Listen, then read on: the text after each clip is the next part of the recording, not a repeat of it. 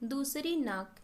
लड़के पर जवानी आती देख जब्बार के बाप ने पड़ोस के गांव में एक लड़की तजवीज़ कर ली, लेकिन जब्बार ने हस्बा की लड़की शब्बू को जो पानी भरकर लौटते देखा तो उसकी सुध बुध जाती रही। जैसे कथा कहानी में कहा जाता है कि शाहजादा नदी में बहता हुआ सोने का एक बाल देख सोने के केशधारी सुंदरी के प्रेम से आहत महल की अटारी में उपवास कर लेट गया था। बहुत कुछ वैसा ही हाल जब्बार का भी हुआ। मुंह से तो कुछ कह न सका, पर शिथिल शरीर, चेहरे का रंग उड़ा हुआ, कुछ खोया खोया सा वह रहने लगा। माँ बाप ने उसकी हालत देखकर सलाह की, मुंह दर मुंह नहीं, पर उसे सुना दिया कि ब्याह जल्दी ही उसका हो जाएगा। लड़की भी बच्चा नहीं, बिल्कुल जवान है। शमसल की बड़ी बेटी जहुन्ना। आस पास के 4 गांव में एक ही लड़की है। पानी का बड़ा मटका सिर पर उठाकर धमकती 2 मील चली जाती है। घर भर का काम संभालती है। यहाँ आ जाएगी तो जब्बार की माँ को भी चैन मिलेगा। बूढ़ी हो गई है बेचारी, पर जब्बार को इससे कुछ तसल्ली न हुई। वह अक्सर लंबी लंबी आहें खींचकर चुपचाप पड़ा रहता। एक रोज माँ ने आंखों में आंसू भरकर अपनी कसम धराकर पूछा तो उसने सच कह दिया। जहुन्ना की बात सुनने से भी उसने इनकार करके कहा, या तो हस्बा की बेटी शब्बू, नहीं तो बस कुछ नहीं। माँ बाप ने बहुत समझाया। उसे सुनता देखते तो आपस में जहुन्ना की तारीफ और शब्बू की निंदा करने लगते। फिर जो लोग ऐसी बेशर्मी से ब्याह करते हैं उनकी कितनी निंदा होती है। यह सब वे लड़के को काकोक्ति अलंकार और रूपक द्वारा समझाकर हार गए, पर धुन का पक्का जब्बार न माना तो न माना। बेटे की जिद से हार मान बूढ़ा गफ्फार एक रोज हस्बा से बात करने गया। जब वह लौटकर आया तो क्रोध से उसकी आंखें लाल और ग्लानि से चेहरा विरूप हो रहा था। बंदूक कोने में रख, कंधे की चादर जमीन पर फेंक, वह जमीन पर ही बैठ गया।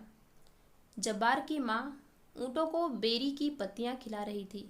तुरंत बूढ़े के समीप दौड़ी आई। जब्बार दूर से ही उत्सुक कान लगाए था। बूढ़ा मानो फट पड़ा।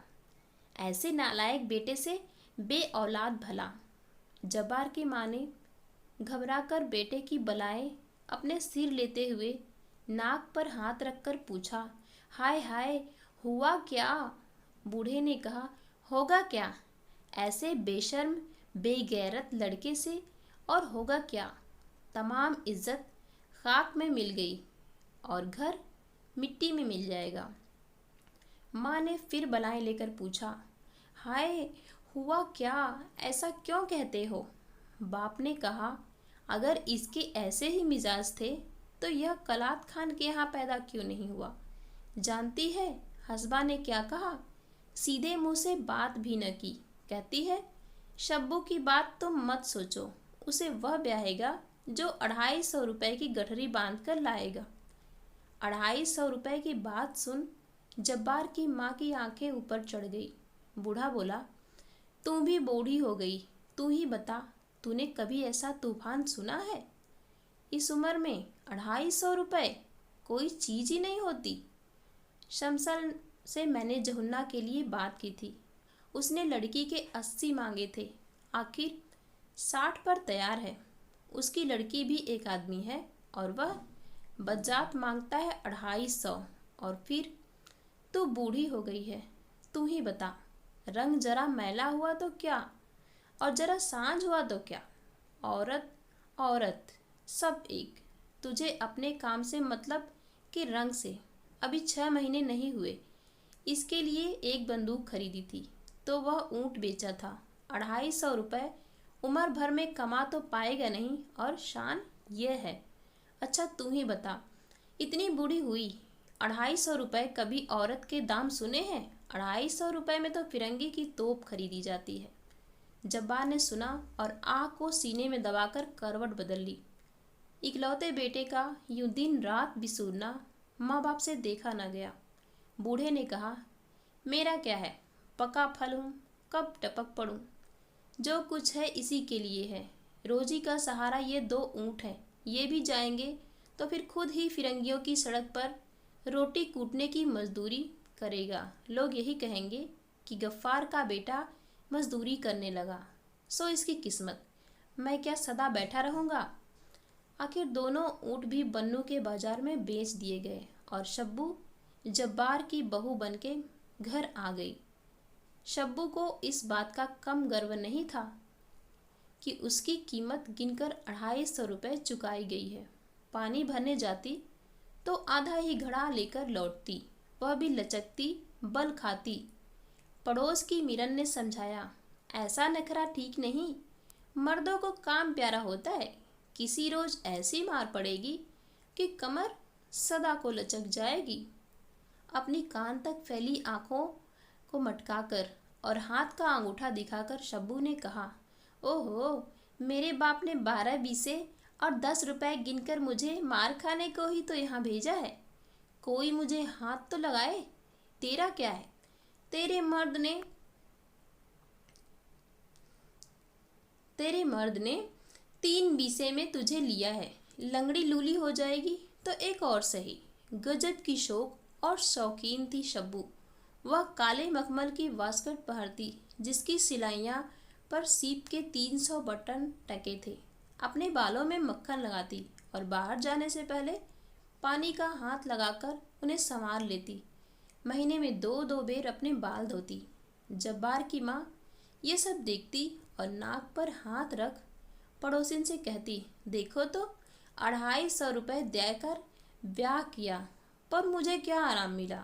इसे तो अपने नखरों से ही छुट्टी नहीं। बूढ़े ने बेटे को समझाया, जवानी की तेरी उम्र है, कुछ कमाई अब नहीं करेगा तो कैसे निभाह होगा। यूं घर बैठे रहना क्या तुझे सुहाता है। रोजी का एक जरिया मेरे ऊँट थे, सो तेरे ब्याह में ख़त्म हो गए। अब भी तू कुछ नहीं करेगा तो क्या मैं परदेश जाकर मजदूरी करूँगा। मन मारकर जब्बार को कमाई करने बन्नू जाना पड़ा, लेकिन मन उसका गांव में ही रहता। पूरा सप्ताह जब्बार को बन्नू गए नहीं हुआ था कि वह शब्बू की याद से बेकल हो। एक दिन आधी रात में उठ अपने गांव को चल दिया। 16 मील चलकर जब उसे ऊषा की अस्पष्ट लाल आभा में पहाड़ी पर अपने गांव की छतें दिखाई दी तो वह ठिठक गया। अपने गांव की क्रुद्ध मूर्ति और पड़ोसियों की लांछन के विचार ने उसके पैरों में बेड़ियां डाल दी। वह एक चट्टान पर बैठे अपने घर के दरवाजे की ओर देखने लगा। उसने सोचा, पानी भरने शब्बू निकलेगी तब वह उसे एक आंख देख सकेगा। बावड़ी पर चलकर बैठूं, शब्बू पानी भरने आएगी तो उससे 2 बातें करके लौट जाऊंगा। शब्बू पानी लेने आई तो 2 सहेलियों के साथ।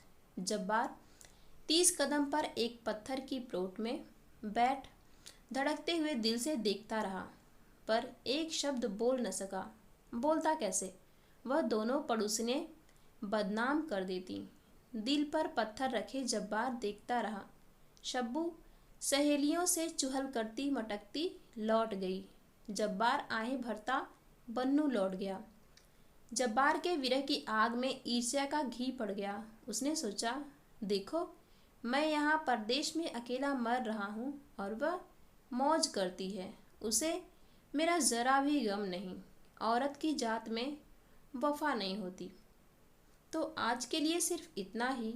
और अगर आपको यह कहानी पसंद आई हो तो इसका दूसरा भाग सुनने के लिए इस चैनल को अभी सब्सक्राइब कीजिए। मिलते हैं इसके दूसरे भाग में।